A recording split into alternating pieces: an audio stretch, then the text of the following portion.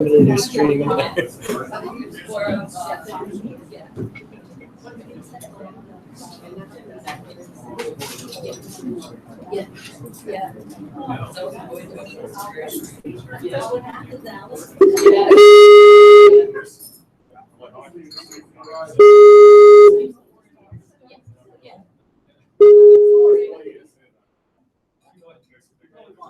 Hello, Bob. How are you?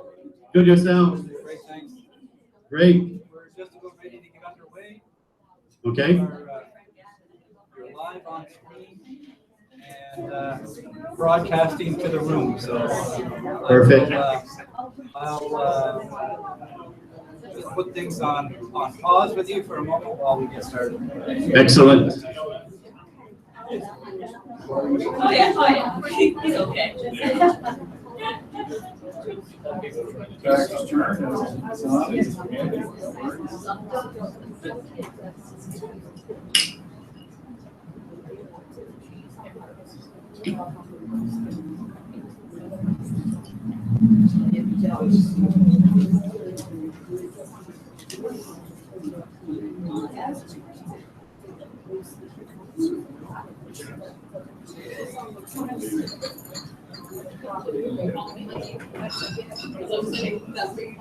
Okay, all set, Eileen?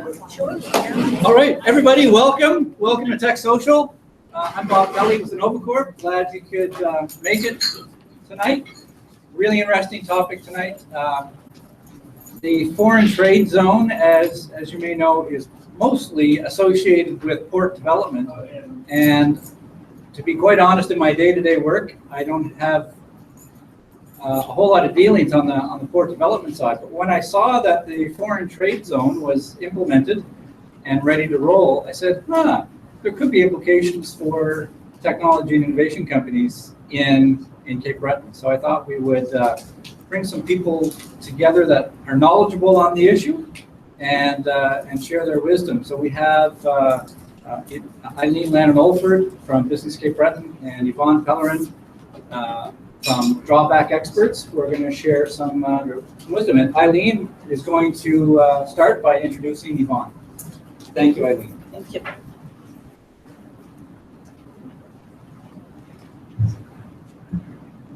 Thank you very much, Bob. And good evening, everyone. It's an absolute pleasure to have you here this evening. And it's an absolute pleasure to share with you some information. And perhaps if my colleague Yvon would be just patient for one moment, just to probably set the definition for you of what is a foreign trade zone. While there's no precise definition of what constitutes a foreign trade zone, and we refer that to Ftz. We are now saying we are in the zone here in Cape Breton. The term generally refers to a specific location within the country that is officially designated for eligibility for tariff and tax exemptions with respect to the purchase of importation of raw materials, components, or finished goods. Such materials and goods can generally be stored, processed or assembled in the Ftz for re-export, in which case taxes and duties generally would not apply, or for entry into the domestic market, which in this case the taxes and duties would be deferred until the same time of entry. Business Cape Breton, the foreign trade zone is the file of Business Cape Breton, and we're going to be working with a task force that represents federal and provincial representation to help guide businesses that are interested in the programs. It is really a marketing tool for the programs that have been developed, and we will be very shortly moving forward to do a marketing strategy concerning the foreign trade zone. And as well, just another little bulletin, if I might say, with Business Cape Breton. So if they're aspiring entrepreneurs here this evening, or those that are in a business and we can help in any way, please contact us at Business Cape Breton, because we have training programs. We also do support to business plan development and identify what traditional or government funding programs that may be available to assist you. But right at the moment, I'm going to stop there because it's my pleasure to introduce Yvon Pellerin. And Yvon is a foreign senior program advisor with the Canada Border Service Agency, and it's referred to as CBSA. He was a member of the Canada Border Service Agency's national headquarters team responsible for Canada's foreign trade zone. So he has quite an in-depth knowledge for the foreign trade zone and the duty deferral programs. He co-authored the Government of Canada's book entitled Canada's Tax and Duty Advantages.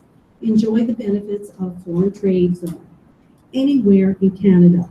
Yvon has also participated in studies on the subject of foreign trade zones in Canada and in the United States. Now employed as a Canadian Foreign Trade Zones Program Advisor by Drawback Experts Canada. He delivers training and information sessions, webinars on Canadian Foreign Trade Zone type programs. He's a graduate of the 2014 Certified Customs Specialist course offered by the Canadian Society of Customs Brokers and is also a recognized customs professional by the Canada Border Service Agency.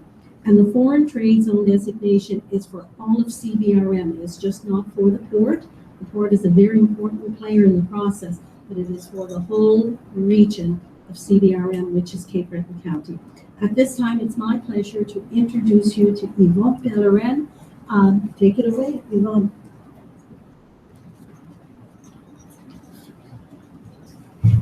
Thank you. Okay. Yvon wanted to start with a short video on the foreign trade zone in Los Angeles. So we will we'll do that now. Perfect. Let's say you're an importer with a product that's going to sell like gangbusters during the holidays. But here's the catch. It's only March, and you're going to be receiving multiple inventory shipments in the coming months.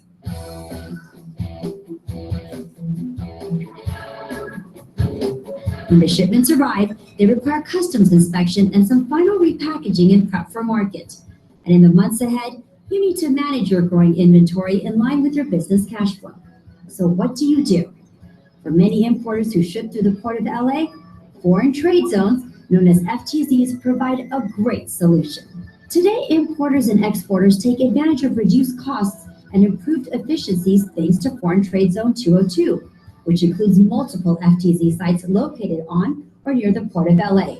Well, Foreign Trade Zone 202 is one of the largest in the country, and it comprises 2,700 acres within the Port of Los Angeles, but also includes other sites within Los Angeles County and San Bernardino County. Simply put, a foreign trade zone is an area federally designated as being outside the country with respect to imports and exports. As a result, importers have the freedom to manage their inventories in a manner and time frame that meets their needs. A company that's using a foreign trade zone can import their cargo into the zone, and they don't have to pay duties and taxes until they ship it out of that zone. That means your cash flow on your inventory is very positive. So you've got that money that you can deploy elsewhere. FTZs provide a variety of benefits, including reduction, deferral, or even full elimination of customs duties. Importers and exporters use FTZs to inspect, assemble, test, repack, store, and prep their product inventories for the marketplace. And they often do so in timeframes that optimize their cash flow while meeting customer inventory requirements. Because the Port of Los Angeles is so close to Asia and we have so much goods that come into the port, importers can really take advantage of bringing goods into foreign trade zones for manipulation, for rework, as well as to bring things in and send them back out for export, especially to Mexico and Canada, and taking advantage of NAFTA opportunities. This is our distribution center. When we bring in all the product into this center, and then we ship it to our customers throughout the United States and the Caribbean. First benefit is we get a duty deferral. We don't have to pay for the duty until the goods leave our warehouse for U.S. consumption. Second, I think there's some efficiencies in the supply chain. We get to do weekly entries instead of doing an entry with customs each time we bring in we import goods. We get to do that just once a week, and that's a cost savings. There's several benefits to the FTZ program. Most importantly is direct delivery, the ability to get your containers from the port into the facility in bond withoat having to clear customs. Another would be duty deferral, the fact that we don't pay duty until the product actually leaves the facility. FTZ 202 includes sites for major importers such as Chevron, ConocoPhillips, 3M, Sony, Stanley Black & Decker, and IKEA. But you don't need to be a multinational powerhouse to benefit from a foreign trade zone. That's because FTZ 202 includes 22 general purpose facilities that range in size from hundreds to tens of thousands of square feet. Whatever you need, there's probably a general purpose FTZ site in the Los Angeles Customs District that can meet it. CalCartage has been in the foreign trade zone business for about 30 years. In the Port of Los Angeles, we've been in the foreign trade zone business for 17 years. This facility is a full warehouse distribution center for Puma and Cobra Golf. CalCartage is the operator of the foreign trade zone, so we are actually the one that's bonded by the Foreign Trade Zone Board and by Customs. The foreign trade zone allows Puma to effectively manage their cash flow through duty deferral, as well as hundreds of thousands of dollars in cost savings on merchandise processing fees so that they can be more efficient and save money. So how do you know if you qualify for an FTZ? Well, if you import products multiple times a year and need a way to manage inventories and costs, an FTZ might be a perfect solution. And the easiest way to find out is to click Talk to Us on the Latitude menu and shoot us an email. A member of the Port's Business and Trade Development team will be in touch to assist you.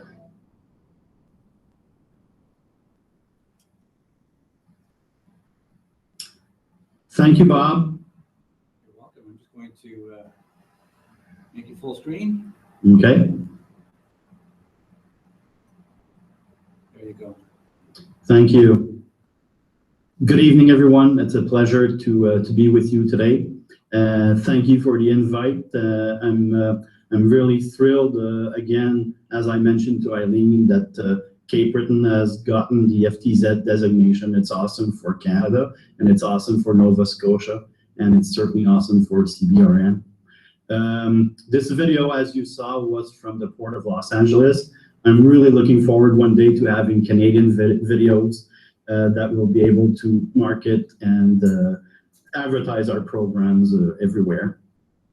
But until then, the programs are very similar, Canadian programs and US programs. This video was specifically designed to advertise the distribution component of the FTZ program, but there's also a manufacturing component as well.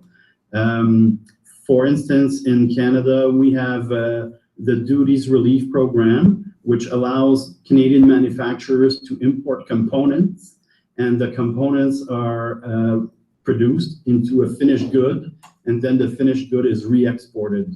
You can all do that in a duty-free status because the components are not entering Canada permanently. They're just here to be transformed into something else. What I'll do now is do a share screen with you guys, and I'll take you to the CBSA website.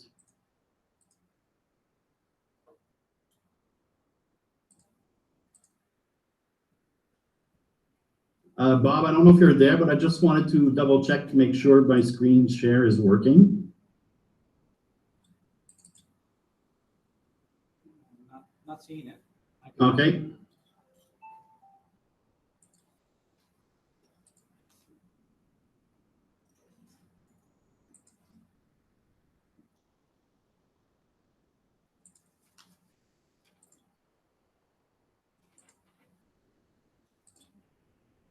There we go. There we go.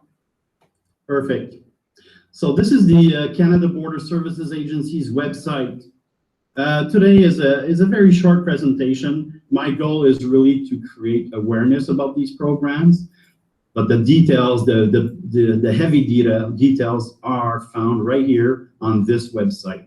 This is the Canada Border Services Agency. And if you go into the publications section, well, first of all, if you go into import and export, and you go into import commercial goods, you will find a lot of useful links, including the customs tariff.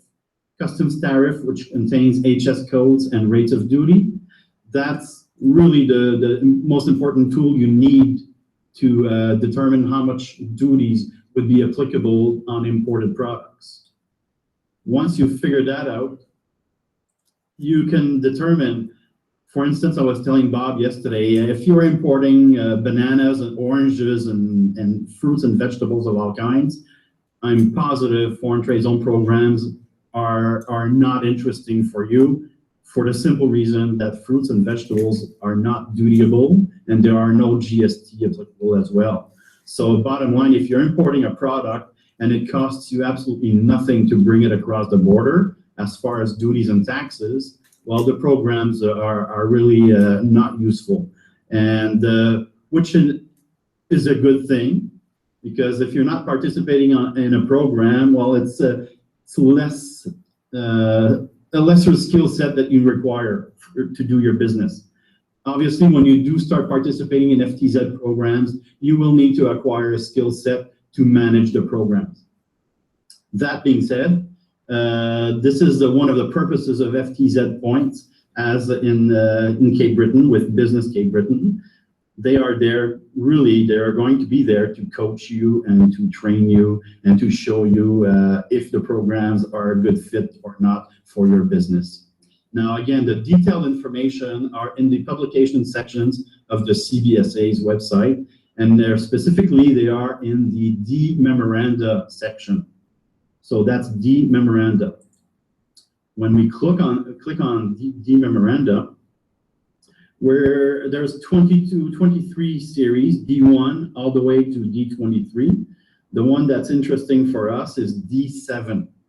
They are called duty deferral programs. And the duty deferral programs are all listed here separately. Again, duty deferral is made up of 3 sub-programs, which are the duties relief program in D741, the duty drawback program in D742, and the customs bonded warehouses program in D744. Now, to be quite frank, there may be at least another 30 programs that exist out there that would allow an importer to import goods without paying duties and taxes, but these are the 3 biggest ones and the 3 most popular ones. For example, duties relief and duty drawback. They're extremely similar in nature, except for the timing. Let me explain myself here. Duties relief gives you permission to import goods without paying duties, and you must export at least 80% of those goods out of Canada, and the 20% that you keep, you pay duties on them afterwards. Drawback, on the other hand, you import goods, you pay your duties, and if you export them, you ask for your money back. So that's the key difference. They play the same role, but one is really a question of when you pay duties, and the other one is really, well, I'm going to pay duties up front, but I'll reclaim them if I export. So there's no minimum requirement for duty drawback. It's a very, very good program. You can actually go back 4 years in time. So if you've imported goods already, foreign trade zone was created 14 days ago, let's say. But if you imported goods last year or the year before, and you paid duties on those goods, and you've exported those goods, you may be entitled to get your money back as far as duties is concerned. So that is the beauty of the duty drawback program. You can go back as far as 4 years. Duty drawback is very good for manufacturers. Bob has sent me a few names of businesses that are out there right now that do manufacture, and I've looked at them a little bit, and I know a lot of the inputs that are being imported are duty-free, which is awesome. But if you do import products that are dutiable and you process them into something else and then re-export your finished good, you're entitled to go claim your duties back. And this is all explained. I'll just open it up. But if you open D742 for duty drawback, you either have it in PDF format or regular format, HTML. But all the processes are there, the procedures. As you can see, it dates this November 13th, 2014. So everything's pretty much up to date. And it tells you the do's and don'ts and what are you allowed to do And we're talking about 4 years going back, etc. What are the documents you need to prepare and to present, etc. So it's the same for every program. Very, very detailed instructions, and they are all on the CBSA's website. So that's pretty much what I had to say about foreign trade zones for today, and I'll be happy to answer any questions that you might have. Great. Anybody have any questions for Yvon? The video showed just using warehouses to be able to get your custom tariffs duties off of, putting them through warehouses, but is it just the CRM, can be any business here in the CRM, we don't have to have a specific warehouse that these goods go through? I'll repeat the question for you. Yes, please. The video showed warehouses that were accepting product for just breaking and then reshipping. Is it a necessity to have warehouses per se? Is that the question? Or can they do it through their own company? Or can they do it through their own company? Yeah, that's a very good question. So this particular program is the Customs Bonded Warehouse Program, and you have two kinds of licenses. You have one for a private bonded warehouse or a public bonded warehouse. If it's a private, that means it's your warehouse, you operate it. If you're a retail store, let's say, and your back store is bonded, you can do exactly the same thing as in the video. You have your back store is a bonded warehouse. You bring in all your imported goods without paying duties or GST. They stay in the back warehouse until you're ready to bring the goods into the store section on the shelves. And you have 4 years to do so. So this is a great program for small and medium-sized businesses. Unfortunately, it does not apply to large businesses like I was mentioning the other day in Cape Breton, like Mayflower Mall. Most of the stores in the mall are franchises, or they are one of 400 stores they have across the country. They can only benefit from the program up to the point of their distribution center. But for a small business, you can actually have it in your back store, the bonded warehouse. So no, you don't need to go into a public warehouse. And that is frankly an issue right now for Cape Breton. And that is one of the mandates Eileen will have, is to find somebody, a logistics service provider, who will open a public bonded warehouse so that they can offer these kind of services to all importers in the area. Looks like you're still sharing your screen, Yvon. Pardon me? Looks like Oh, sorry. So you're not seeing me kind of full. Okay, hold on. Okay. They've got enough of me already. When we spoke, that's better. When we spoke the other day by phone, you mentioned some examples of companies that might use packaging, for example. And could you highlight that example again? Absolutely. Like I mentioned, if you're fortunate enough, most of the raw materials that you're importing are duty-free. You don't really need to participate in the program per se. That's perfect. But there's still a lot of stuff out there that is dutiable. One of one category of products is packaging. If you're a seafood packaging business or agriculture food for that matter, we had a client in Saskatchewan. They were bagging wheat, Canadian wheat, for an Australian company. Now, they were allowed to bring in the bags from Australia under the Customs Bonded Warehouse Program. So the bags were not dutiable, or whereas their GST applicable. And they would enter the warehouse, which was really the packaging center. And then they would put the Canadian wheat into those bags and re-export them to Australia. So the same would apply to all our industries in Canada. If you produce something that is Canadian, I'm taking fish or seafood, for example, but you're importing packaging like private label bags and private label boxes and containers, and most likely you're going to be paying duties and GST. and then you're going to have to re-export them and claim your GST through input tax credit and claim your duties through drawback. But if you do that under a license of a customs bonded warehouse, you're all set. So you don't have to pay duties and taxes up front. And another example was the bottle, somebody looking for fancy shipping containers and maple syrup bottles. Yeah, exactly. If you're a maple syrup grower, producer, and you're importing fancy glass bottles from Italy, it's the same thing. If there are duties, there are certainly GST. I'm not sure if there were still duties on those, but if there were, there's a HST applicable, GST, sorry.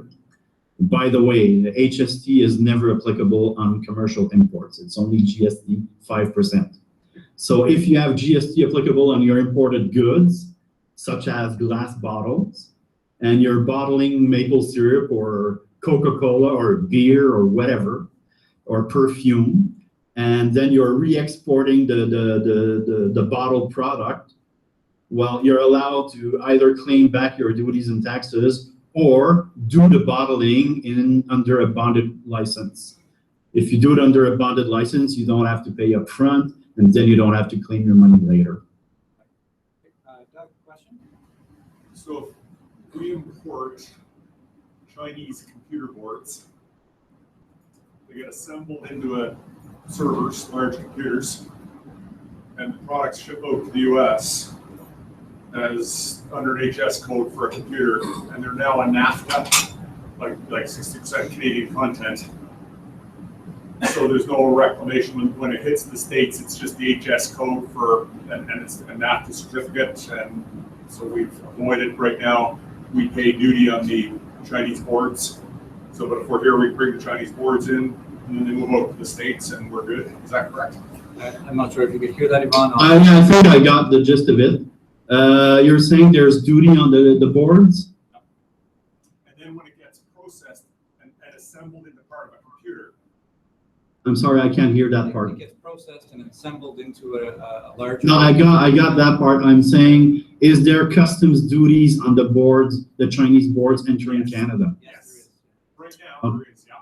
Right now there is, yes. Okay, and that's the, we always have exceptions, right? That is one of them. Article 303 of NAFTA prohibits us from granting drawback if your finished product is entering duty-free into the US.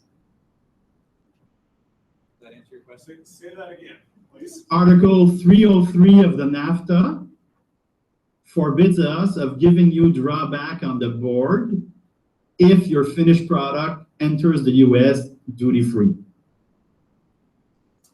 And it's called the lesser of concept. You're always entitled to the lesser of the duties. If your computer was dutiable in the US, then you would probably be entitled to the drawback for your PC. Hang on a second. The computer itself is NAFTA. It's 60% Canadian content. Yes. Okay, it's an input. When I ship it out, it's a totally different. I'm not importing and reselling. I'm not a distributor. I'm a manufacturer.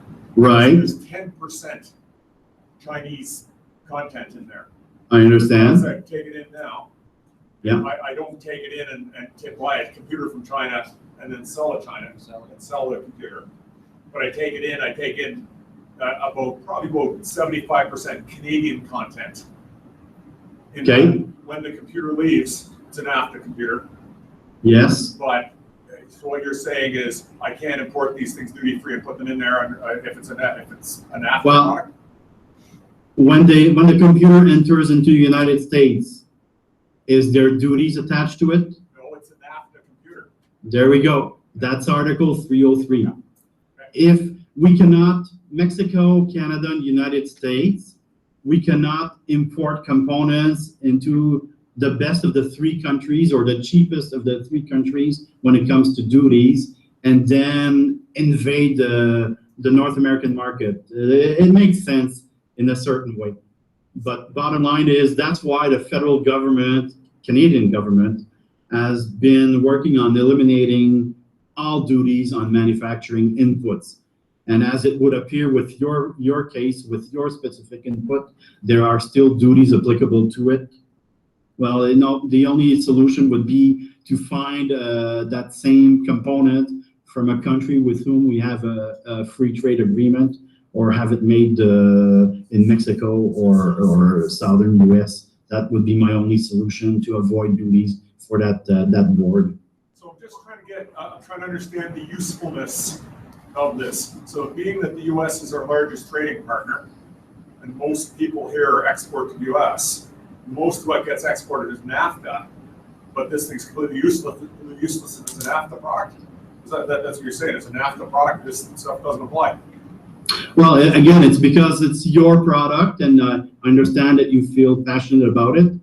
But if you were to take an automobile, there are 5,500 components in an automotive today being manufactured.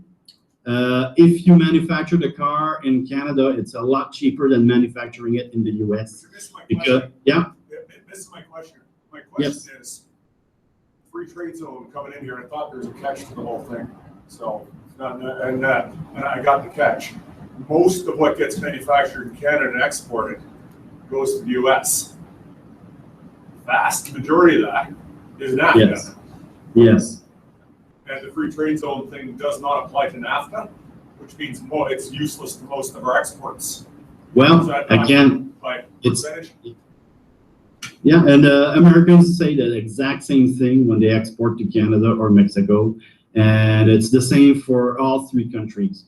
Our foreign trade zones are not above the NAFTA agreement. That's the key idea behind this. So what we trade between our three countries are products that were manufactured here with inputs that were manufactured here. If the inputs come from overseas, then their duties will be applicable.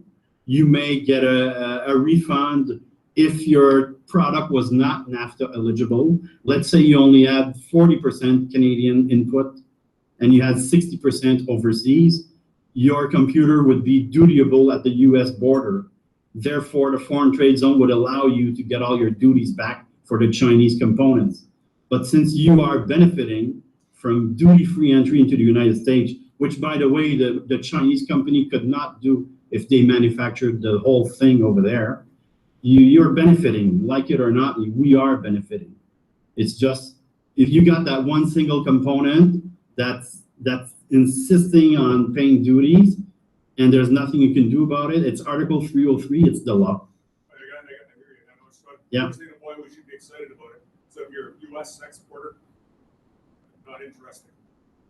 Yeah, well, again, we have to be careful too, because we put a lot of our eggs into our trade with the US. If we don't start exporting elsewhere in the world, I won't get into the Donald Trump thing, but anyway, my point is, you're allowed your drawback if you export in 231 other countries, but you're not allowed if you export to the US. Are you allowed if you export to all the other countries? We have 38 other countries with free trade agreements. And if we do the European free trade and we do Pacific, will we be allowed to export into them with the same conditions? And it's a very good question. It remains to be seen if the two trade agreements are approved first. And what are the details? We say the devil is in the details. What are the details? What's the input that's allowed? I don't, well, actually, I'm pretty sure it won't be an issue like it is with the US. The NAFTA agreement was extremely protectionist of Canadian businesses, US businesses, and Mexican businesses. Our other free trade agreements are not, they don't have the same savor, they don't have the same protectionism as we will have with NAFTA. So yeah, I'm not really worried about other countries. We ship a great deal to New York. Any other questions? Arnold, yeah. How are warehousing costs covered? How are warehousing costs covered? Is it a fee that the users are paying, or is it extracted from duties? I was wondering if it's extracted from duties or just a fee that gets added to the product cost. I didn't get the first part of the question. Asking about the cost of warehousing. Yes. Is that factored into the FTZ drawbacks, or is it simply a cost of doing business? No, it's purely a cost of doing business. Well, in fact, it's a good question, which could lead to other questions. For example, if we come back to the bonded warehouse scenario in the back of your store, there are a lot of things to consider. Not all carriers will bring the bonded goods to your store. And if they do, because they are bonded carriers, they may charge extra for that, because they're really not allowed to, from the border or the port or the airport, they have to go directly to your place to deliver the goods. So they're not allowed to do deliveries on the road most of the time.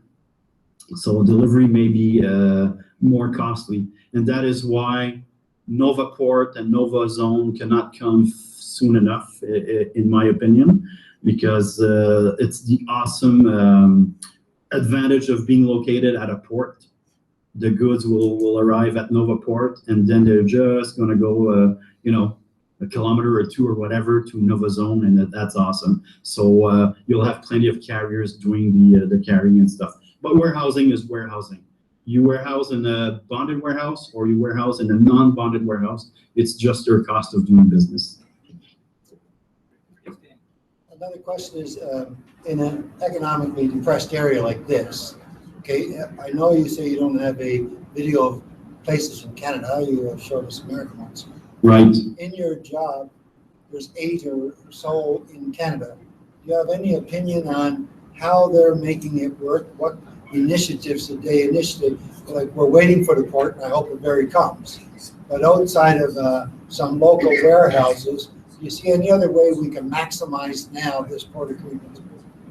It's, well, again, we have 8 FTZs right now, and it's not FTZ, that's American, it's FTZs, that's Canadian. We have 8 FTZs in Canada right now. A couple of them are almost dormant. It's all very new. It's a very, very new concept. And Eileen could testify to that. We're building, we're starting.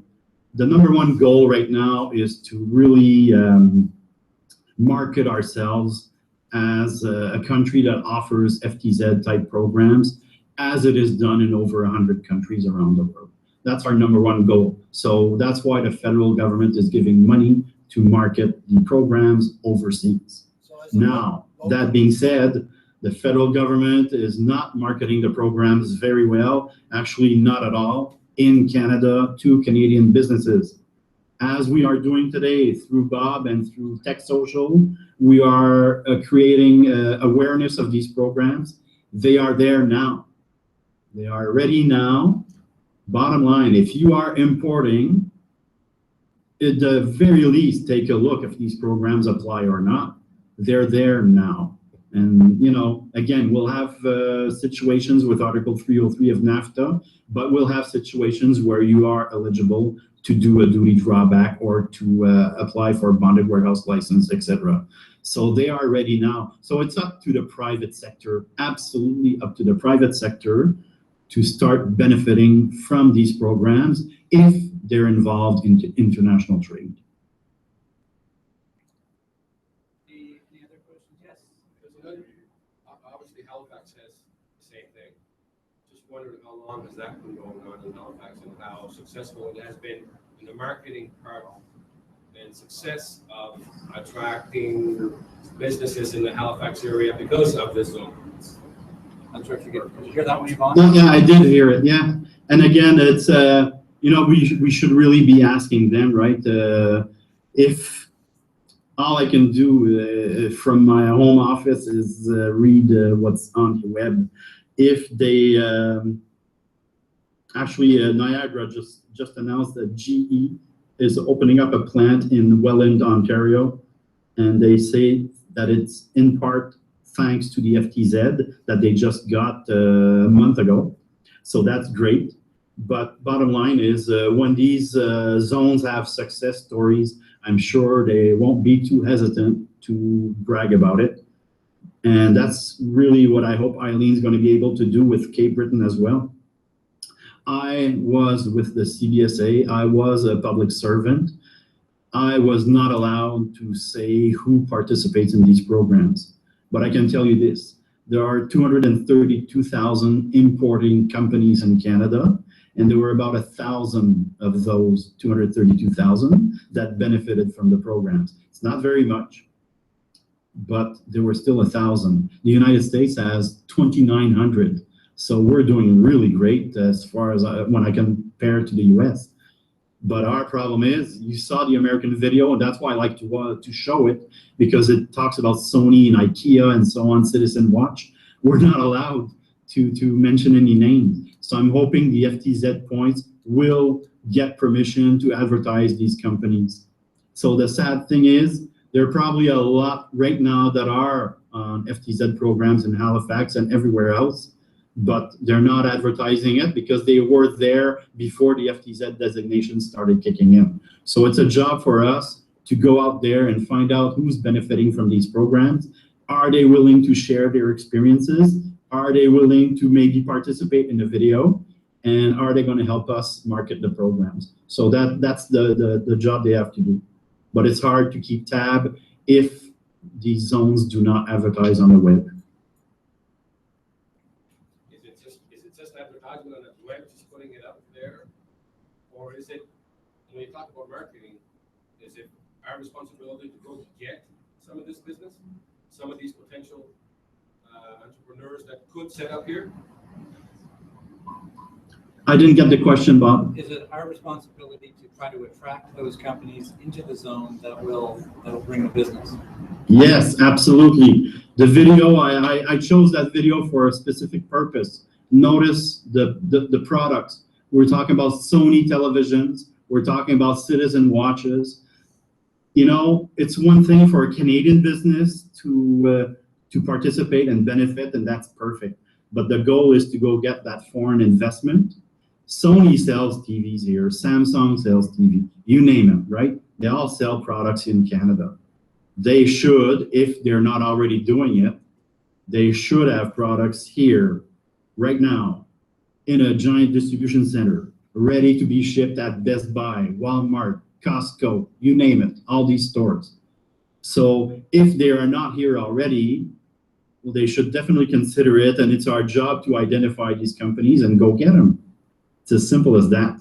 And as soon as Novaport becomes a reality with NovaZone, and if the ships do always come from Asia, good God, I mean, the possibilities are endless.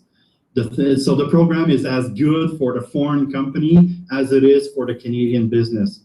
You want to keep inventory on North American soil for the North American market. You heard that lady in the video. We're taking advantage of Canada, US, and Mexico, NAFTA, for example.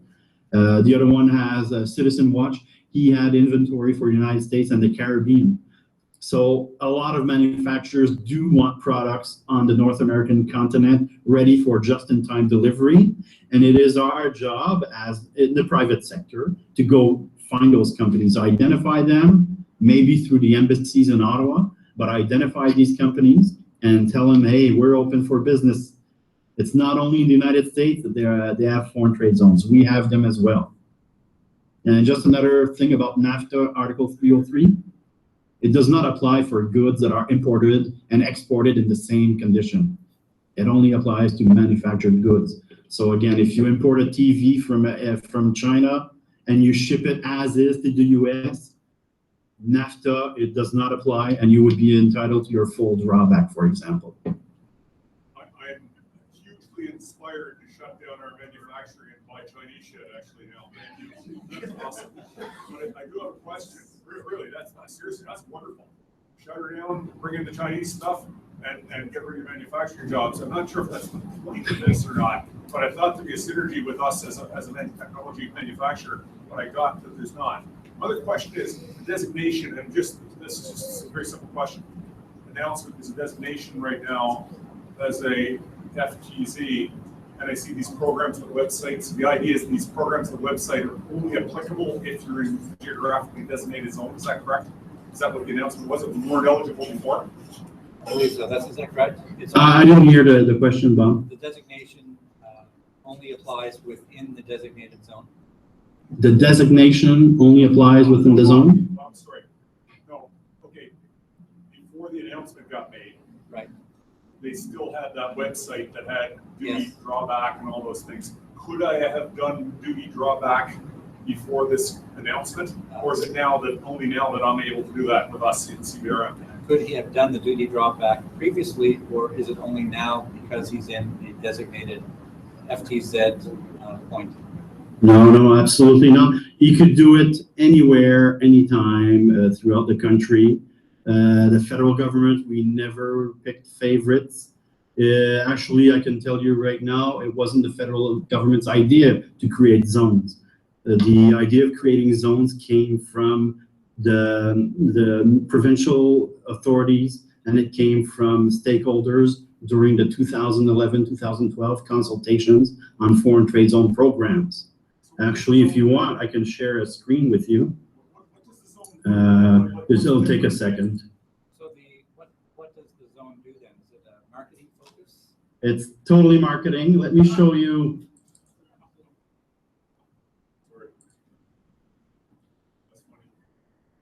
2012, February 16th, Consultations on Foreign Trade Zone Programming, Department of Finance. So the Minister of Finance then, he asked for comments from stakeholders, and all the stakeholders, 45 businesses have sent in their submissions. Do you see my screen, Bob? Yes.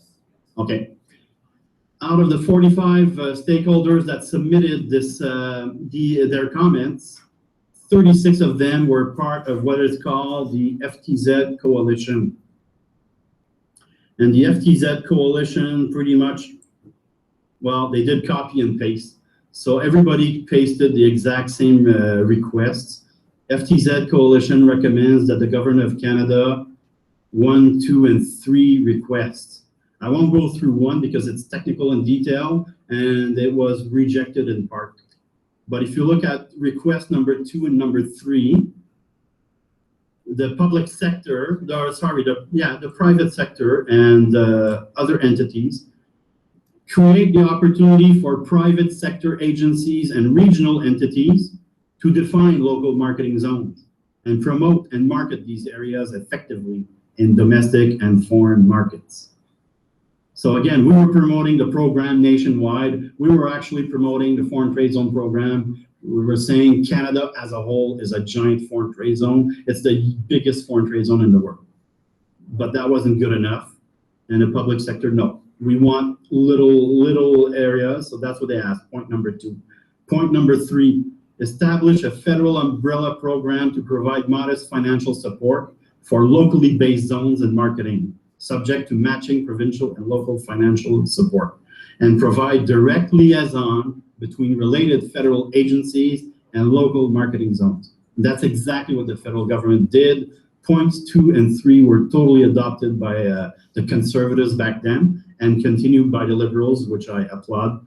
Bottom line, they created FTZ points and they created the FTZ marketing program based on these 2 paragraphs that was submitted by 36 stakeholders out of 45. So that's why we have zones today. It's because people wanted them. It wasn't a federal government idea at all. But when I look at it, it makes total sense because now what happens is the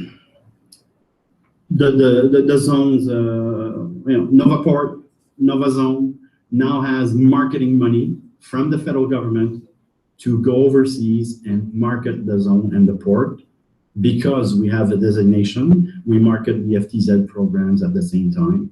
But that's an awesome, awesome thing. That's going to help attract businesses. I really see it as a big, big plus. But is there an exclusive thing? If you're not in Cape Breton, I sadly saw that in Niagara 3 weeks ago.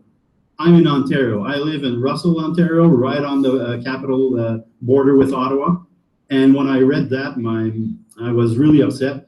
Niagara said, if you're not in the Niagara region, you cannot benefit from these programs. Well, I'm sorry, but that is not accurate. The fact is these programs are available everywhere in Canada. But these marketing zones were created for the sole purpose of marketing, and Eileen said it in her introduction as well, and that's what I'm hoping we're going to be doing successfully through a good video, through good presentations, through maybe trade shows, et cetera, et cetera. Final question to Danny.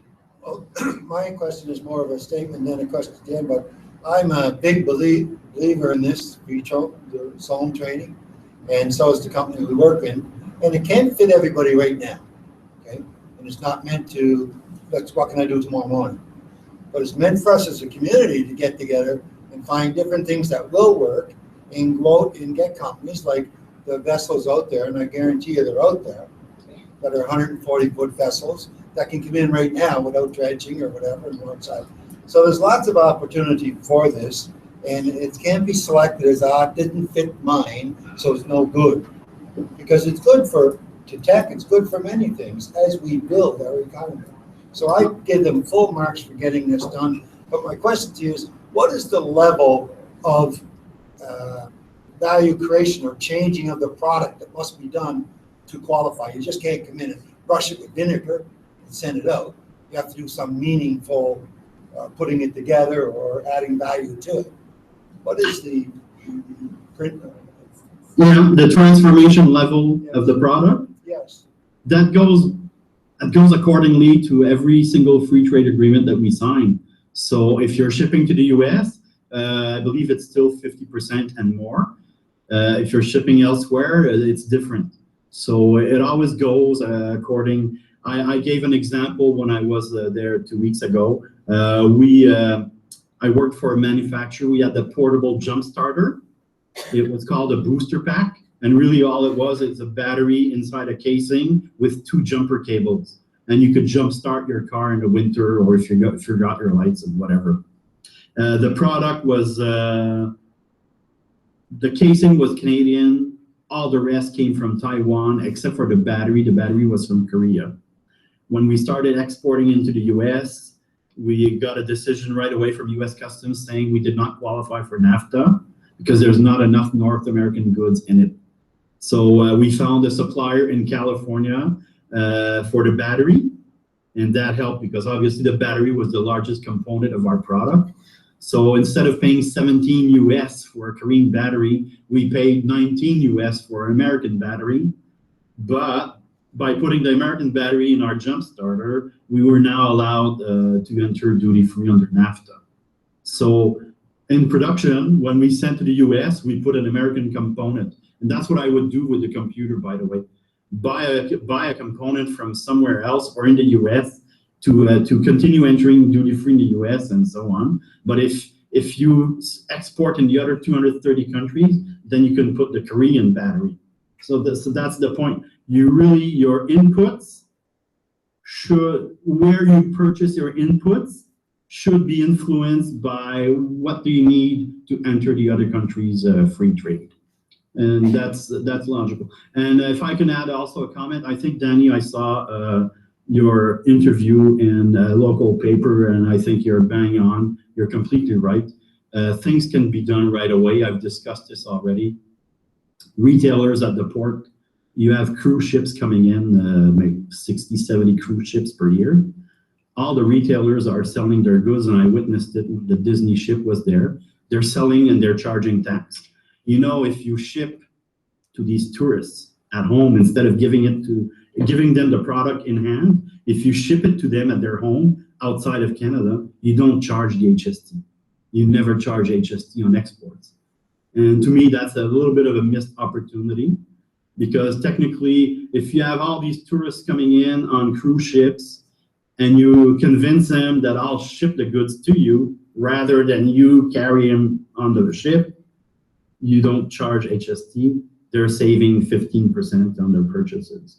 So export sales are really important. And I think right now, Sydney is in a great position to do export sales. And God knows how many business people you have on those ships who stop in and visit the area at the same time. You know, you don't know where business comes from. So to me, that's a tremendous opportunity right there, right now. We really appreciate it.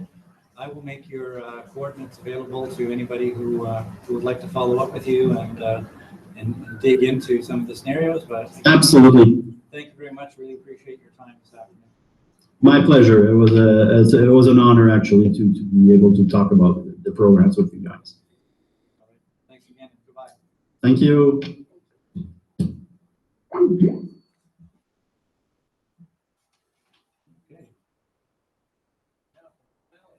And that Was this intended to be a scam, or I thought there was something happening when they said this is free trade zone?